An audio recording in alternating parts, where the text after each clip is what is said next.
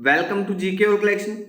आज है 21 जुलाई और 21 जुलाई 2023 से करंट अफेयर से जितने भी प्रश्न जो कि प्रतियोगी परीक्षाओं की दृष्टि से महत्वपूर्ण होंगे उन सभी के बारे में हम डिस्कस करेंगे। साथ ही हर क्वेश्चन से रिलेटेड इंपॉर्टेंट फैक्ट की भी चर्चा करेंगे। आज की क्लास की प्रैक्टिस टेस्ट पीडीएफ और आंसर की पीडीएफ आपको वीडियो के डिस्क्रिप्शन में मिल जाएगी। पीडीएफ आपको हमारे टेलीग्राम ग्रुप में मिल जाएगी। टेलीग्राम ग्रुप का लिंक मैंने डिस्क्रिप्शन में दे दिया है, वहां पर आपको सभी पीडीएफ एक साथ मिल जाएंगे। वीडियो को एंड तक देखें। वीडियो के एंड में जनरल साइंस का एक क्वेश्चन मैं आपसे पूछूंगा जिसका आंसर आप कमेंट सेक्शन में दे सकते हैं। डेली करंट अफेयर्स वीडियो देखने के लिए जीके ऑल कलेक्शन को सब्सक्राइब करें। तो चलिए शुरू करते हैं।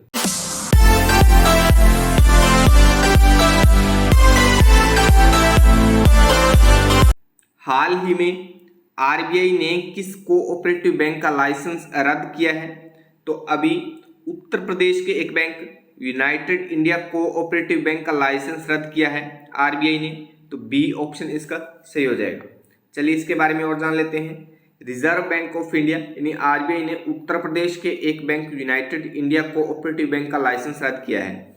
यह बैंक बैंकिंग विनियम अधिनियम 1949 की प्रासंगिक धाराओं का पालन करने में विफल रहा है। ग्राहक जमाकर्ता नियमों के तहत डिपॉजिट और क्रेडिट गारंटी कॉर्पोरेशन से 5 लाख रुपए तक का अमाउंट निकाल सकते हैं। अच्छा, आरबीआई के बारे में देखिए तो आरबीआई की स्थापना 1 अप्रैल 1935 को हुई। मुख्यालय मुंबई महाराष्ट्र भारत में है। वर्तमान गवर्नर शक्तिकांत दास है।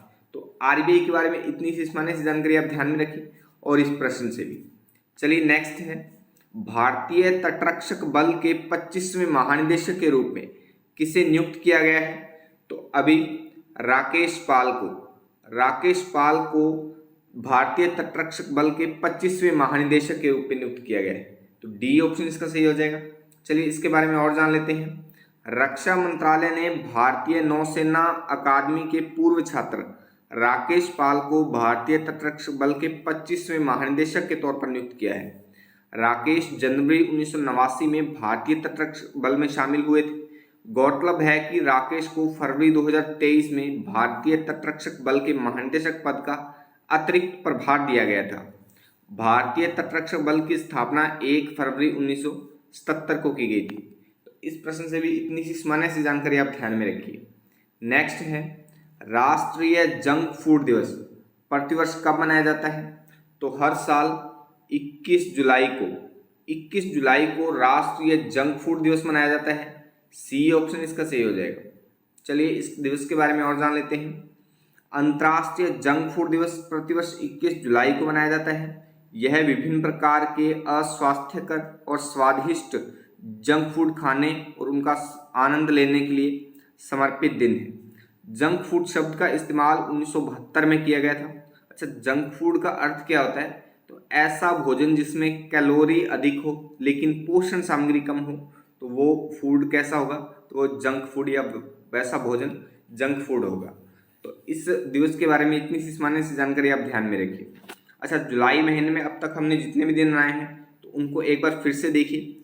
1 जुलाई को राष्ट्रीय डॉक्टर डे, 2 जुलाई को विश्व खेल पत्रकार दिवस, 3 जुलाई को अंतर्राष्ट्रीय प्लास्टिक बैग मुक्त दिवस, 4 जुलाई को अमेरिकी स्वतंत्रता दिवस, 6 जुलाई को विश्व जोनासिस दिवस, 7 जुलाई को विश्व चॉकलेट दिवस, 7 जुलाई को ही किस्वाहिली भाषा दिवस, 8 जुलाई को राष्ट्रीय ब्लूबेरी दिवस, 9 जुलाई को राष्ट्रीय विद्यार्थी दिवस, 10 जुलाई को राष्ट्रीय मत्स्य किसान दिवस, वहीं 11 जुलाई को विश्व जनसंख्या दिवस, 12 जुलाई को विश्व पेपर बैग दिवस, 13 जुलाई को अंतर्राष्ट्रीय रॉक दिवस, 15 जुलाई को विश्व युवा कौशल दिवस, 16 जुलाई को विश्व सर्प दिवस, 17 जुलाई को विश्व अंतर्राष्ट्रीय न्याय दिवस, 18 जुलाई को नेल्सन मंडेला अंतर्राष्ट्रीय दिवस, 20 जुलाई को विश्व शतरंज दिवस, 21 जुलाई को राष्ट्रीय जंक फूड दिवस और 22 जुलाई को विश्व मस्तिष्क दिवस।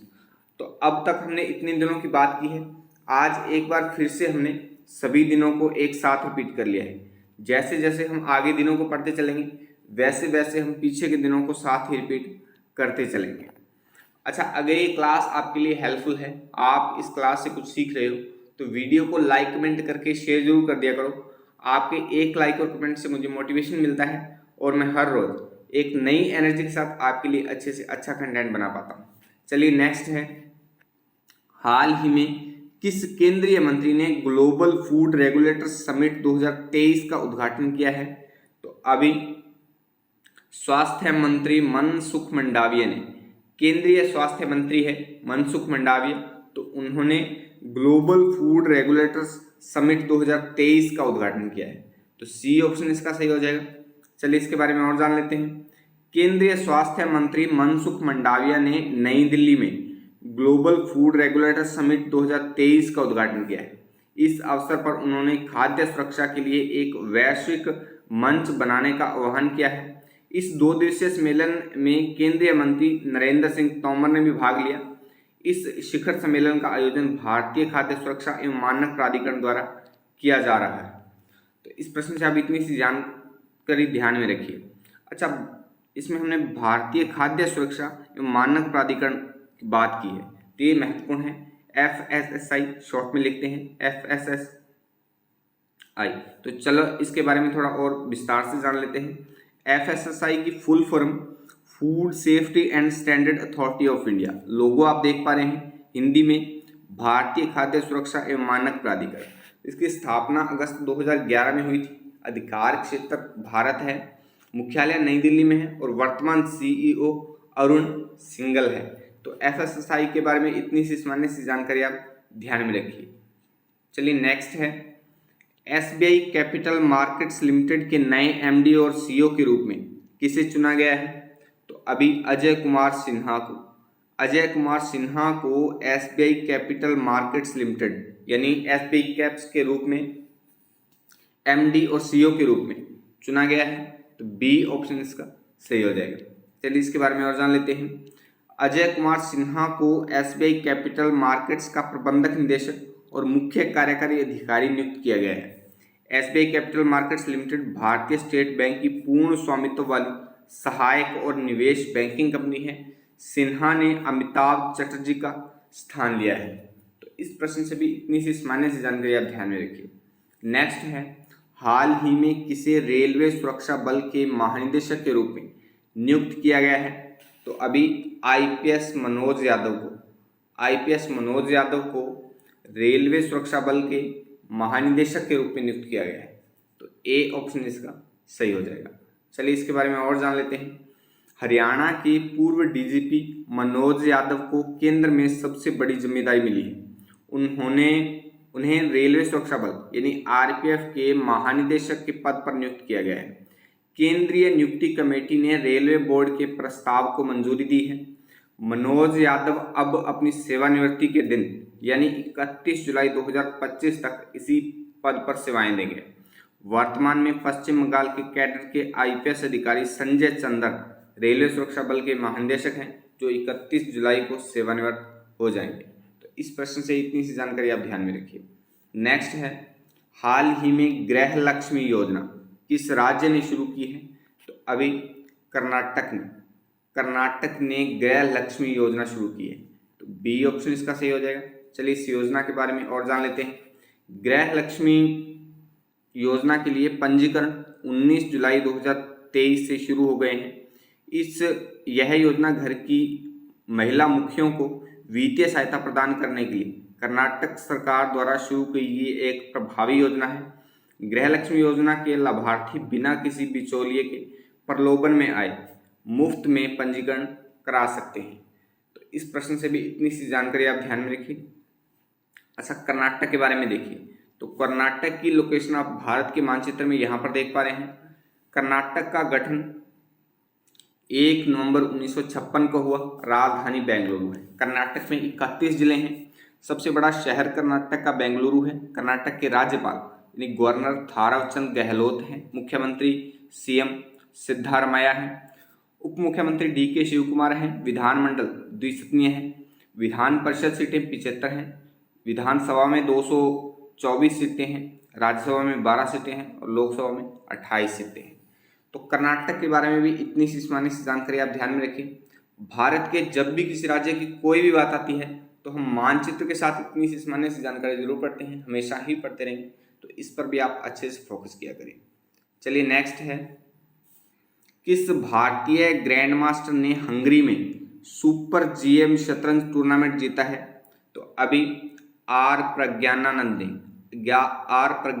ने हंगरी में सुपर जीएम शतरंज टूर्नामेंट जीता है। तो बी ऑप्शन इसका सही हो जाएगा। नेक्स्ट है, हाल ही में किस स्पोर्ट्स चैनल ने फीफा महिला विश्व कप 2023 के लिए टीवी अधिकार हासिल किए हैं? तो अभी डीडी स्पोर्ट्स चैनल ने फीफा महिला विश्व कप 2023 के लिए टीवी अधिकार हासिल किए हैं। तो सी ऑप्शन इसका सही हो जाएगा। नेक्स्ट है, राज्यसभा के नए उपाध्यक्ष के रूप में किसे चुना गया है? तो अभी नागालैंड की सांसद एस फांगनोन कोन्याक को राज्यसभा के नए उपाध्यक्ष के रूप में चुना गया है। तो डी ऑप्शन इसका सही हो जाएगा। चलिए इनके बारे में और जान लेते हैं। भारतीय संसद के उच्च सदन में नागालैंड की एकमात्र महिला सांसद, यहाँ पर महिला सांसद कर लेना, महिला सांसद एस फांगनोन कोन्याक को राज्यसभा के उपाध्यक्ष के रूप में नामित किया गया है। राज्यसभा में प्रक्रिया और संचालन के नियमों के तहत राज्यसभा के सभापति जगदीप धनखड़ ने उपाध्यक्षों के पैनल में फांगनोन को नामित किया है। फांगनोन नागालैंड के मोन जिले के ओंटिक गांव में रहने वाली है। तो इस प्रश्न से भी इतनी सी जानकारी आप ध्यान में लिखिए। अच्छा, कल की वीडियो का चैलेंज क्वेश्चन था, किस रक्त समूह को सर्वदाता यानी यूनिवर्सल डोनर कहा जाता है? तो इसका सही आंसर था ऑप्शन डी, ओ जो ब्लड ग्रुप है, रक्त समूह है ओ, तो वो यूनिवर्सल डोनर है, यानी सर्वदाता है, सभी को ओ जो रक्त समूह का ब्लड है वो सभी को दिया जा सकता है। तो डी ऑप्शन इसका सही था। आज की वीडियो का चैलेंज क्वेश्चन है, किस रक्त समूह को सर्वग्राही यानी यूनिवर्सल एक्सेप्टर कहा जाता है? कौन सा जो ब्लड ग्रुप है वो सभी प्रकार का ब्लड मतलब उसमें लगाया जा सकता है या लिया जा सकता है? तो इस प्रश्न का आंसर आप कमेंट बॉक्स में कमेंट करके ज़रूर बताएं। चलिए आज की वीडियो की एंडिंग करते हैं। आज के लिए बस इतना ही, कल मिलते हैं इसी समय, तब तक के लिए जय हिंद, जय भारत।